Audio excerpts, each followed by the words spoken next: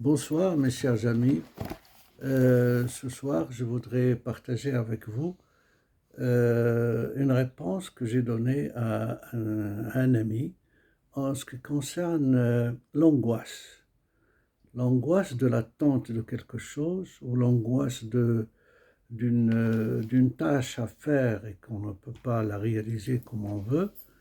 L'angoisse d'une façon générale qui peut empêcher même le sommeil, qui peut empêcher la paix, la joie entre amis, etc. Je pense qu'il y a 4 points, 4 choses expérimentalement vécues. Premièrement, essayer de penser et de se convaincre qu'on n'est pas seul dans cette angoisse, dans ce problème. Par exemple, un échec, un malentendu avec la personne. Il y a toujours l'autre qui nous partage ce même sentiment, ce même état d'âme, de l'angoisse, de cette réflexion très, très, très touchante et très émotive.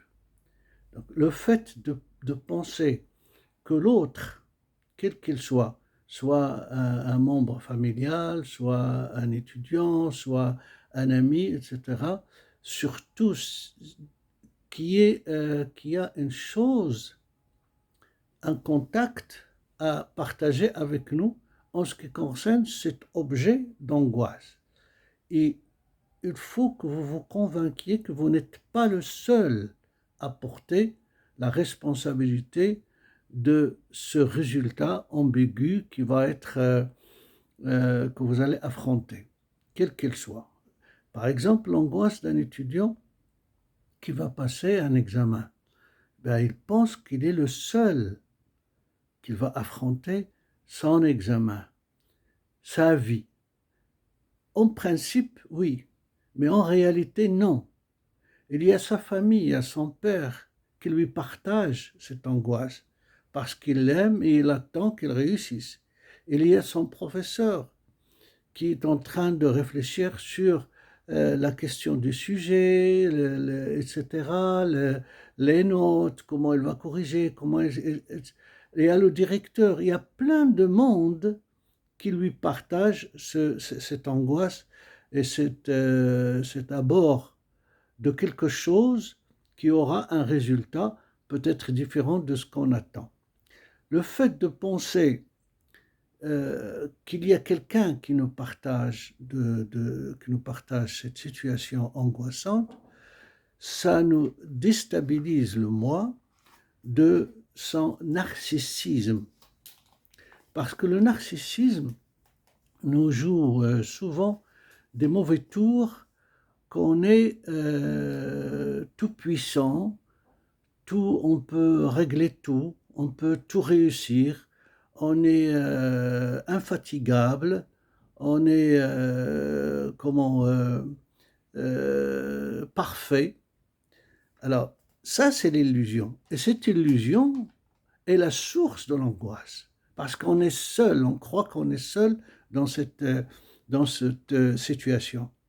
Et le fait de travailler, de sortir de cette conception d'être seul, c'est en fait vous travaillez sur votre narcissisme. Et vous vous dites indirectement, je ne suis pas parfait, je ne suis pas total, j'ai besoin toujours de l'autre, j'ai besoin de dormir, j'ai besoin de manger, j'ai besoin de lire, j'ai besoin... C'est-à-dire, vous sortez de l'égocentrisme et pour admettre et utiliser l'abord de la réalité, votre réalité corporelle, votre réalité mentale, vous vous rendez compte que vous n'avez pas, dans la situation d'examen, que vous n'avez pas tout étudié, toutes les leçons, tout le programme, et il y a certaines leçons qui vous échappent. Donc, cette relativité-là, avec vous-même, commence par le fait d'admettre, et c'est bien, que les autres vous partagent la peine, quelle qu'elle soit cette peine. Donc, ça la soulage. Ça, c'est le premier point. Deuxième point qui soulage l'angoisse, c'est d'écrire les émotions. Prenez une feuille et écrivez vos émotions. Écrivez point par point ce qui vous angoisse. Nommez-les. C'est pas de les résoudre, mais nommez-les. Quand vous nommez, la chose, elle traverse le fantasme, elle traverse l'émotion, et elle prend un nom, une configuration mentale, et la configuration mentale, ça vous permet de traiter vraiment la chose comme quelque chose de concret. Et là, vous pouvez, avec les mots, bien sûr, traiter par association ce qui se rapproche à ce problème, à ce sujet qui vous angoisse de cette façon ou qui s'annonce à vous d'une façon angoissante. Il y a ça, l'écriture. Troisième point, si ces deux points ne sont pas assez satisfaisants pour vous, essayez de changer de cadre.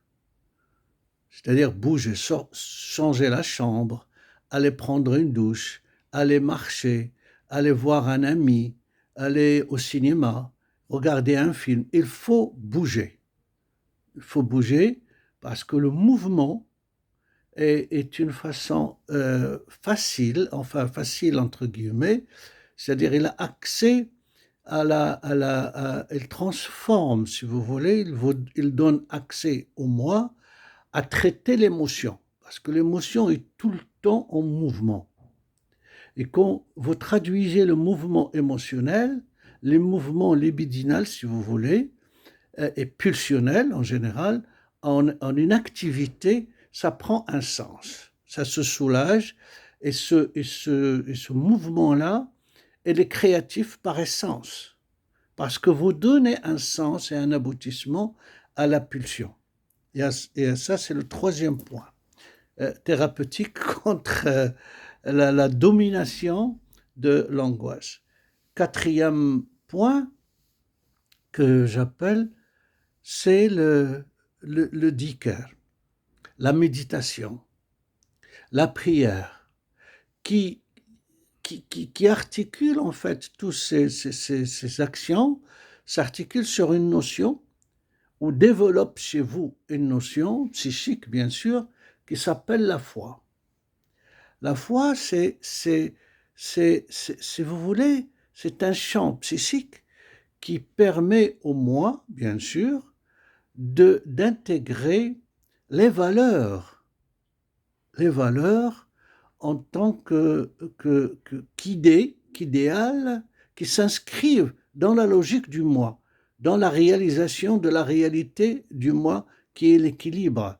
C'est une façon de traiter de construire une sorte de réconciliation avec le moi et son idéal. C'est-à-dire, vous donnez un idéal au moi qui n'est pas méchant, qui n'est pas autoritaire, qui n'est pas castrateur, mais un idéal qui accepte tout, un idéal qui vous aime, parce que c'est ça, mais cet amour, si vous voulez, cette acceptation, on ne peut pas, enfin, c'est ça qui influence la dynamique du moi. C'est-à-dire, toute l'affectivité que vous croyez, que vous donnez à l'idéal, c'est le moi la perçoit comme quelque chose d'inaccessible. Et c'est cette inaccessibilité admise comme une issue de tout obstacle qui donne une force au moi de réfléchir et de contenir les réalités, quelles qu'elles soient, leur frustration, leur grandeur, leur urgence. Voilà.